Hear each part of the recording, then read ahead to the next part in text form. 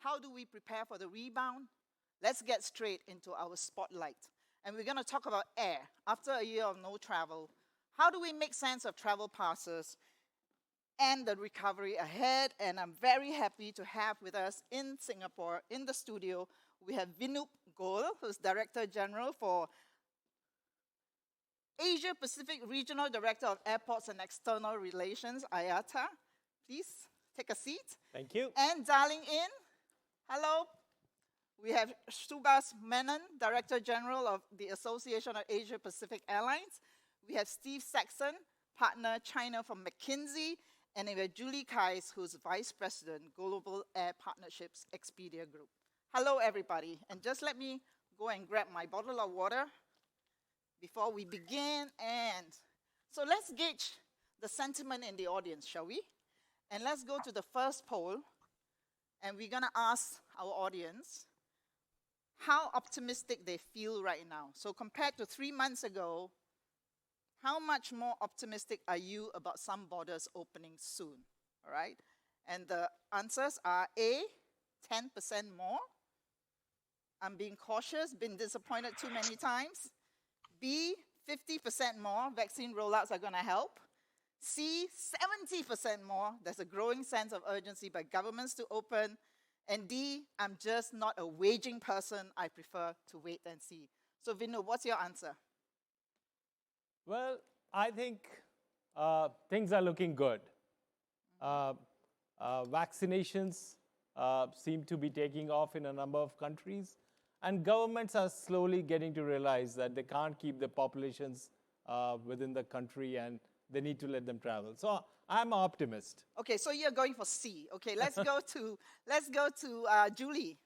Is it A, B, C, or D?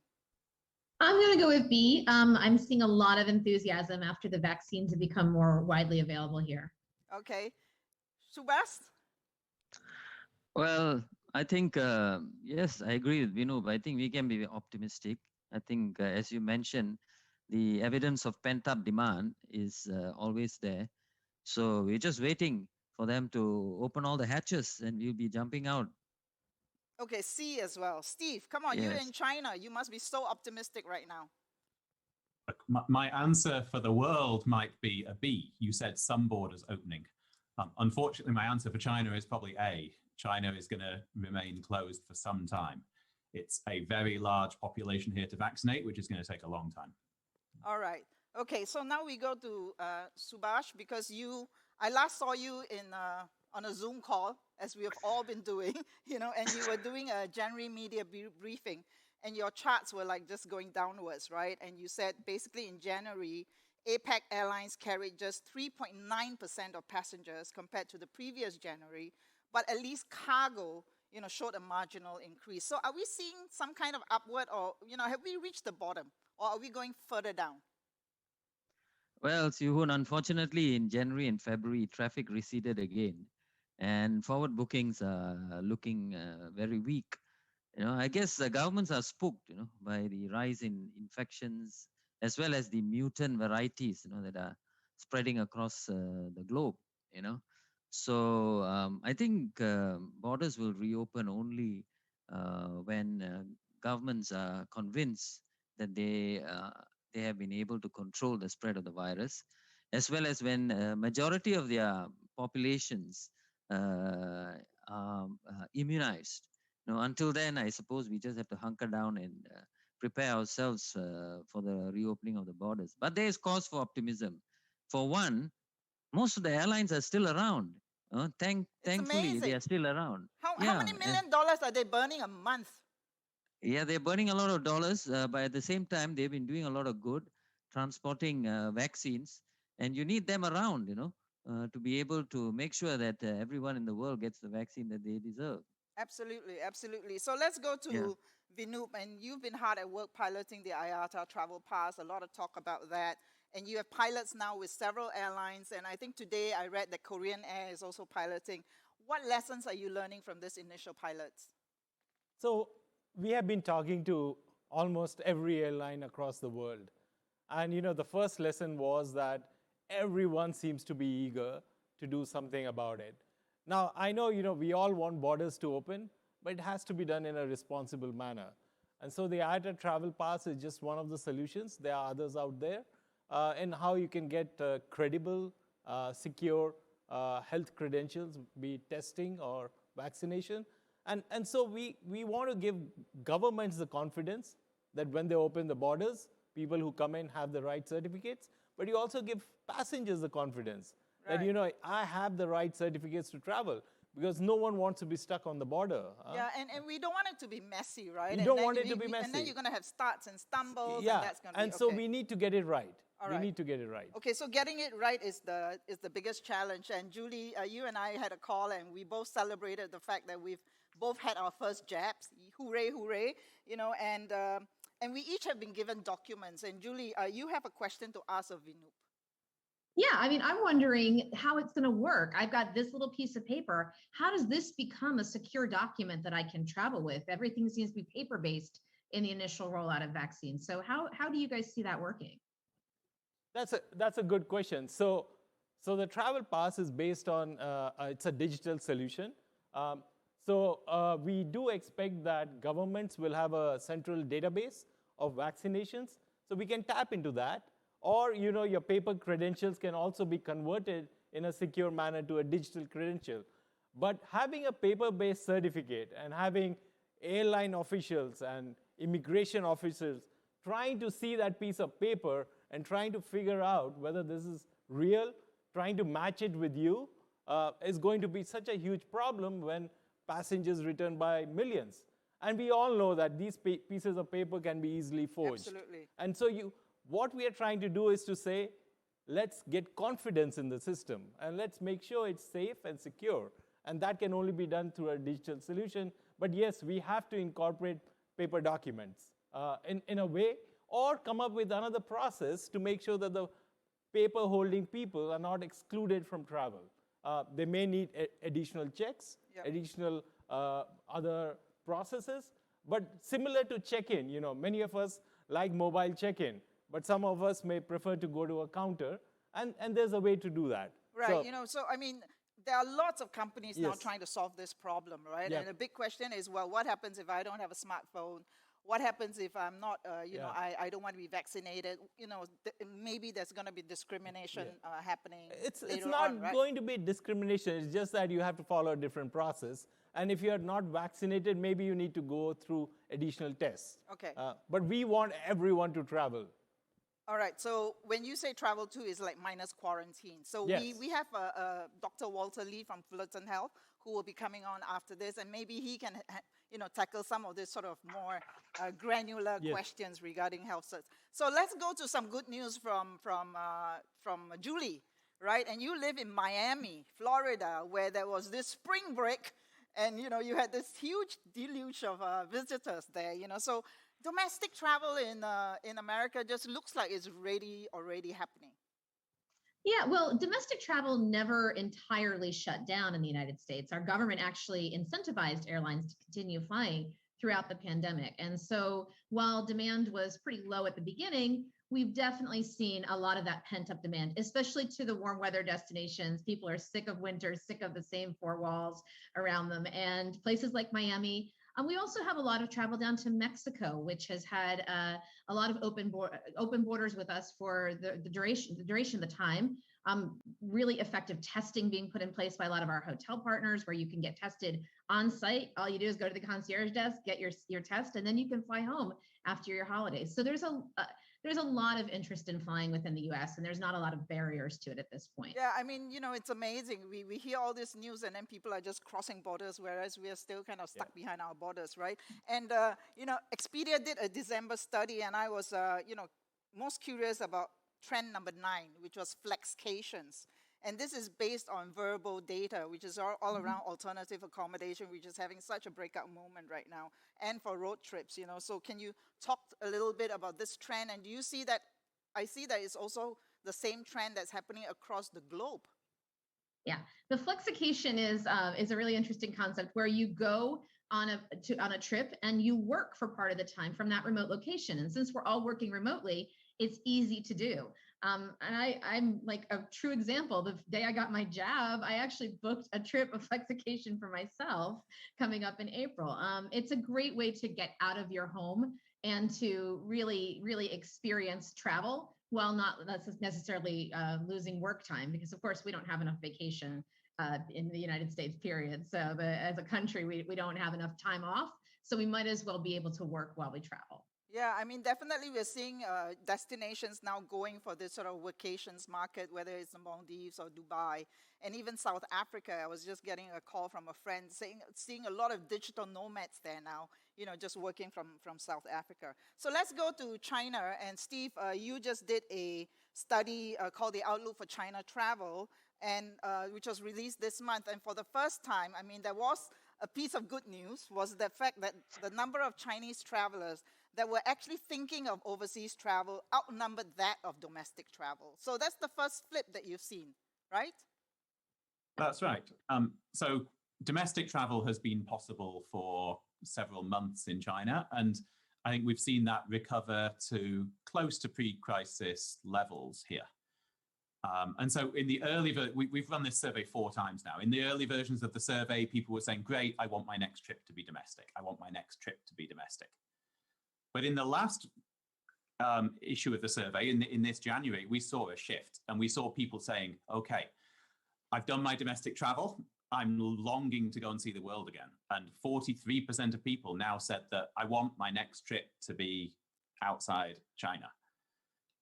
It points to, again, there's a massive amount of latent pent-up demand, so that when borders and quarantines do come down, we will see travel return. I mean, it's such a good sign, right? I mean, we can only stay home for so long, so everybody's kind of peeking over the border. So what was interesting too is I read the study, and their factors for destinations, the destinations they would choose, were close to 0 cases and no quarantine, which would apply to all travelers right now. So can we do poll number 2?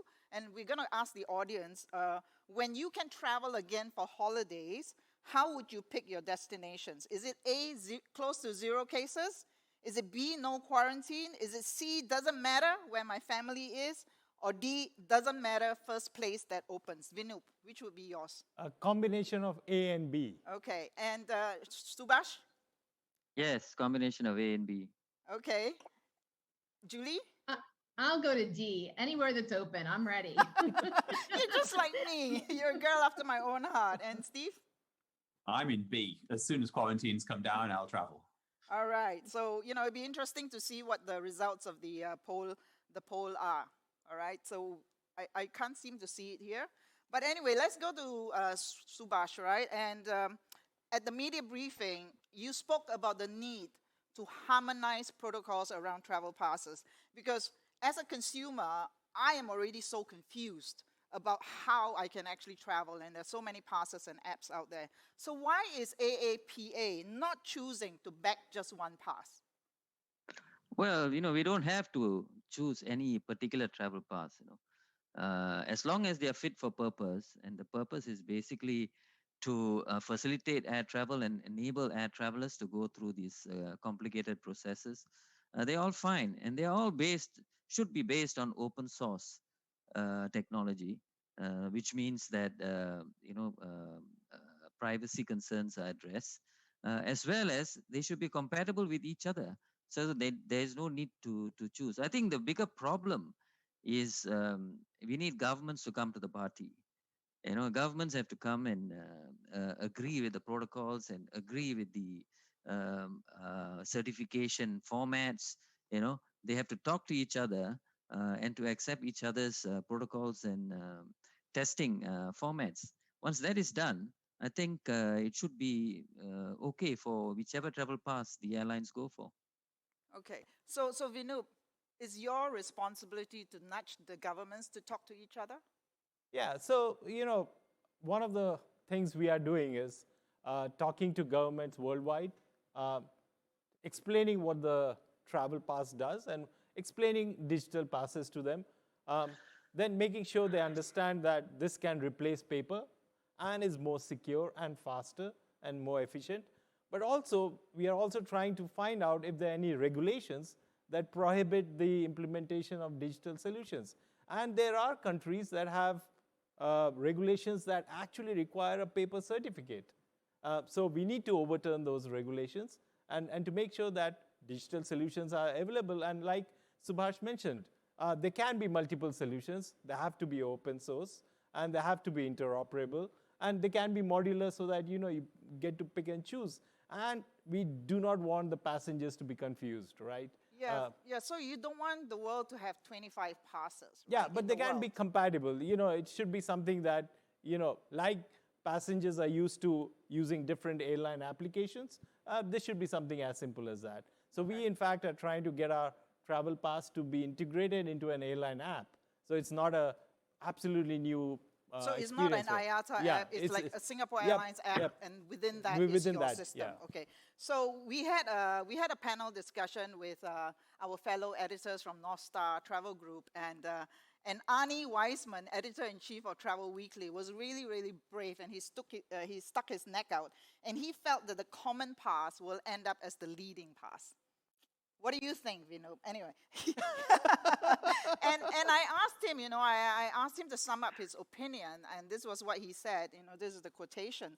But basically, it came down to verification, right? And which is exactly the point that Julie had mentioned about, the paper cert and how it ends up in the app. Yeah. So what are you doing about verification? So again, what is the objective of verification? To make sure that the information that is out there is correct. Right? It's not fake.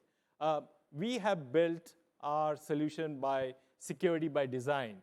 So the labs are authorized. The link between the lab and the passenger is secure. And so the certificate that is shown on the person's app is also secure. But we also believe that privacy is important.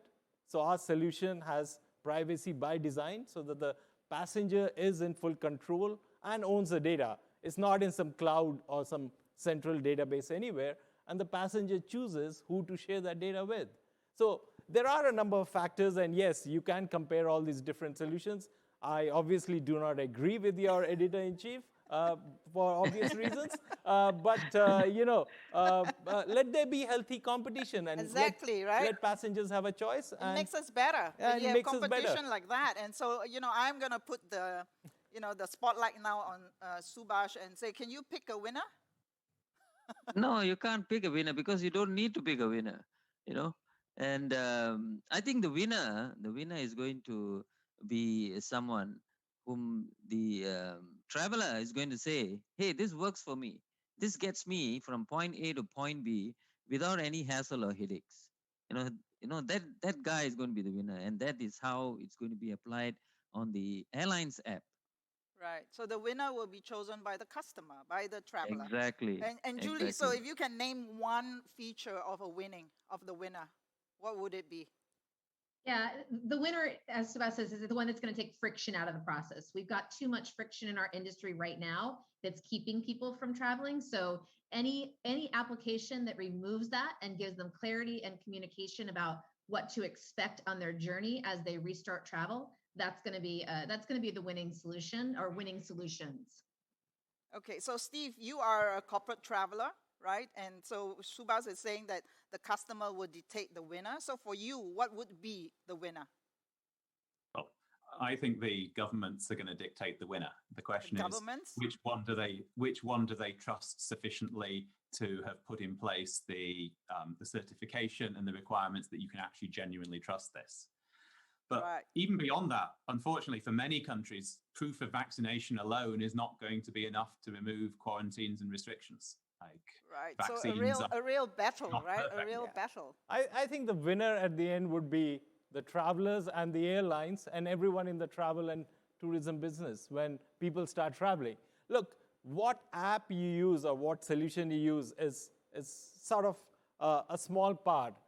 What we are trying to do is to get travel restarted, right?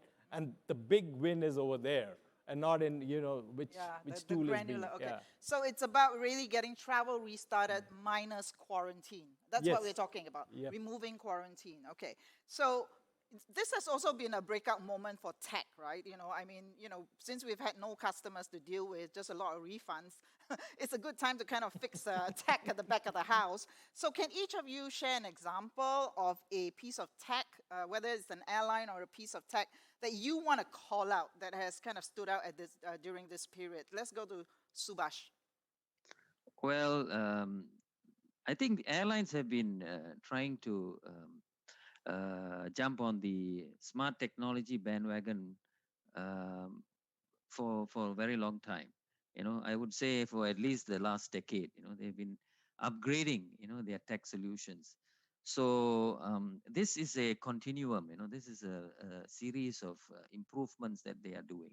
Under the present circumstances, I think there are some examples of airlines who are already doing this. I mean, Singapore Airlines, for example, pioneered the IATA travel pass solution by offering this for travelers between Singapore and London on the 16th of March. So that was great. I mean, it all went well. The traveler was able to find out what are the requirements he needs to fulfill before he commences his travel. He was able to get his certifications all on his mobile device, and he even got a confirmation that he has met all the requirements and he could travel. So it shows that travel passes work. So from that point of view, it is a big step up, for the whole travel industry. So Fantastic. there you go. So like a small step, but fantastic, Yes, right? It's very, very optimistic. that's So, Julie, you've been Yeah, busy working with your airline partners.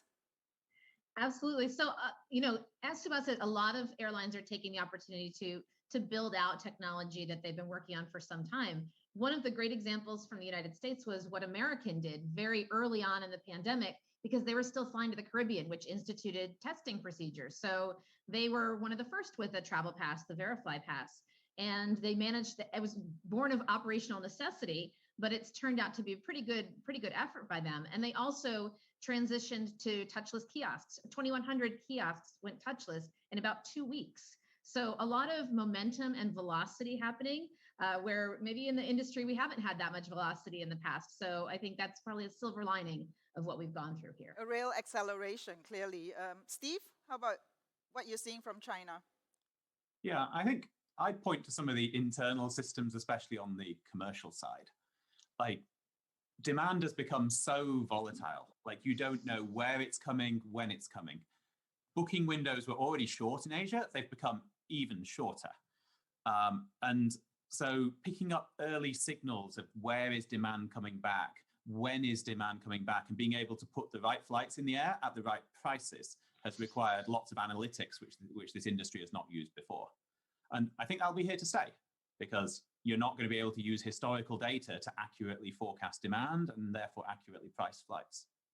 Yeah, I mean, the booking window is also being impacted by the airlines' inability to plan far ahead anyway, right? I mean, the airlines are just planning 4 weeks in advance. Yes. Okay. All right, so let's go to, again, IATA, and you've predicted recovery to 2019 levels by 2025, am I right? By 2024, Hedging your bets there, okay. And Steve, in the McKinsey study, there's a chart that you show recovery by country, and we see that China is leading it at 2022. We have Japan at 2025.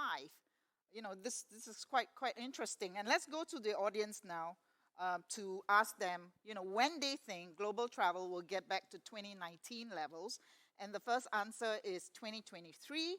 Is it 2024? Is it 2025? Or D, maybe we shouldn't use 2019 as a benchmark anymore. Are you still sticking to 2024 or 2025, Vinoop? I'm sticking to 2024.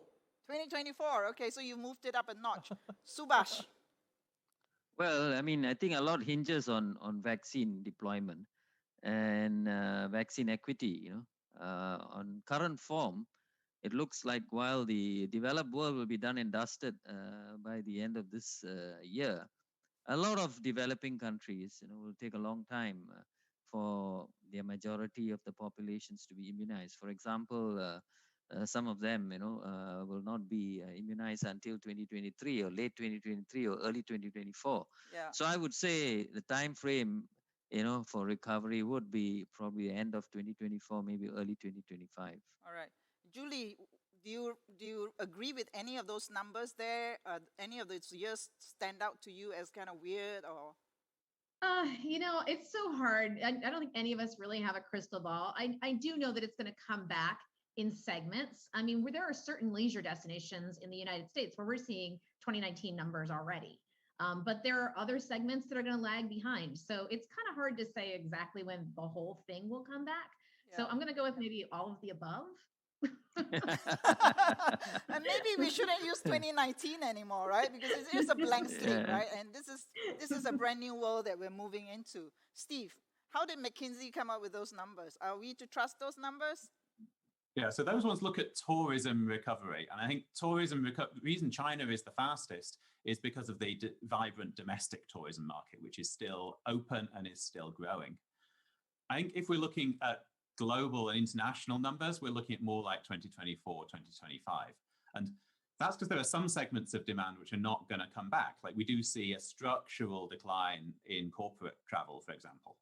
And over time, the leisure travel will grow back to pick up for that corporate travel, but it takes time to get back to those levels. Yeah, everybody also, we are all very optimistic people working in travel. And, we're all kind of consoling ourselves and say, oh, this is a good period for travel because travel is going to get better after this. Like we're all going to learn our lessons and it's going to get better after this. So can you give each of you one brief example of how you think travel will be better AC after COVID? Vinoop. I think travel will be better after COVID because just from a airline processing viewpoint, there will be an acceptance of digital solutions, the travel passes, and acceptance of using a biometrics and contactless travel. And we are seeing new solutions that are coming in place. And the industry has been trying to change the paper-based, check-in boarding pass process for a long time. Some successes were there before COVID, but I think after COVID, you will see a totally different digital journey that uses your face for all the processes from check-in to deplaning and entry into countries. So this is the magic Yep. bullet. Okay, let's go to Julie. I think I'm just going to have greater gratitude for it. I always knew that travel was a force for good. When it was taken away from me, it was really reinforced. And I think the rest of the world is seeing that as well. Steve? I'm going to go with safer. Like I think a number of the things around making sure that hotels, aircraft are clean, hygienic, masks are worn in some cases, there's extra checks will stick. And it will therefore be safer when it returns. Okay, and Subhas? Well, a lot of energy has gone into trying to overcome this pandemic. So I think travel will be better because I guess we'll be future-proof. I like that. I hope so. I hope that we will be prepared for the next one. Because my next question to the audience and to you two is the next poll, which is, what will be the biggest challenge facing travel long after COVID becomes a distant memory? A, is it the growing anti-travel movement by environmentalists? B, is it increased pollution of tourism destinations because, frankly, memories are short? Is it C, increased government regulation following industry bailouts?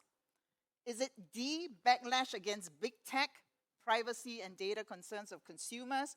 Or is it E, insufficient airline capacity to meet pent-up demand? What is it for you, Vinoop? I would like to say the last one, but I think one of the key sort of challenges or priorities for the industry has to be sustainability. And we do have the opportunity to change the conversation because the industry is sort of starting afresh. And there's a lot of focus on sustainability. The people expect it. And here's a chance to make sure that we grow back in a sustainable manner. The industry already had very aggressive and responsible targets. And this is probably going to define us in the long term. And Subhas, to that point, you stated your sustainability goals for IAPA, which is 50% reduction in net emissions by 2050 using 2005 levels as a gauge? Yeah, well, I mean, it's not only for airlines. I think it is the aviation industry's target, which was established through the Waypoint exercise, by coming up with credible means, to get there. Basically 4 pillars, using market-based methods, aircraft technologies, operations, and infrastructure, as well as greater use of sustainable aviation fuel. So I think, while borders are closed, I think airlines are not sitting on their hands. They're doing whatever they can to make sure that the process is in place, and their commitment to meet those targets are well on course. So that's I think a very important step forward. Right. I think these challenges that we are talking about, whether it be sustainability, or whether it be safe travel, or smart travel processes, they are pre-existing issues, pre-existing concerns. They only become more pronounced as a result of COVID. So we have an opportunity, to make sure that we get it right, and we are, Yeah. definitely into gear by the time borders reopen. Yeah, and we need to speed it up because the consumers are way ahead of us. So, Julie, what would you say would be the biggest challenge facing travel long after COVID is gone? I wouldn't frame it as a challenge, but I would also echo the sustainability message. I Okay. think it's an opportunity. And I think that the environmentalists and the airlines are on the same side and have a shared common goal of making this industry and making travel sustainable. Okay, Steve, do you have a different answer? I was going to tell you, I think the travel industry's got to fill the gap from the corporate travelers. So who's going to sit in all those business class seats intercontinentally? Who's going to fill the conferencing facilities in the hotels? I think that's going to require some innovation. Okay, so final question, one word answer if possible, right? What's the dream trip that you want to make as soon as you can? Vinoop? Egypt. Okay. Subhash? Patagonia. Patagonia. Julie? Galapagos Islands. Wow. And Steve? Manchester to see my family. On that note, thank you very much, Vinoop, Julie, Steve, and Subhash for leading us on the way to recovery. Thank you so much for joining us. Thank you. Thank you. Thank you. All right. All right.